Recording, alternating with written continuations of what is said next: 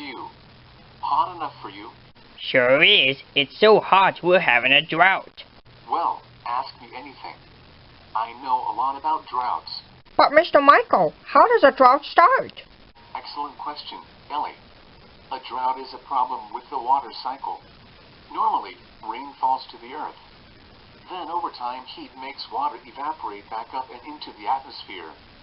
That water builds up in clouds, and when the clouds are full enough, the water comes back down as rain. But sometimes the cycle isn't so smooth, and it doesn't rain very much. When that happens, things get very dry, and that's a problem because living things need water to survive. Why? Well, dreamy, the truth is water is important to everything in our nature community, plants, herbivores, and carnivores. So what happens in a big drought? Does everything die? Most of the time, creatures either adapt or move away to find water, except creatures that can survive in very dry weather, of course. What kind of creature can live during a drought?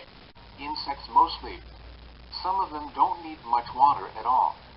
Even some plants are made for droughts like a cactus. But if our plants don't get water... Oh, not to worry, Snowy. All we need is a big enough rain, and the drought will be history. But anyways, class dismissed.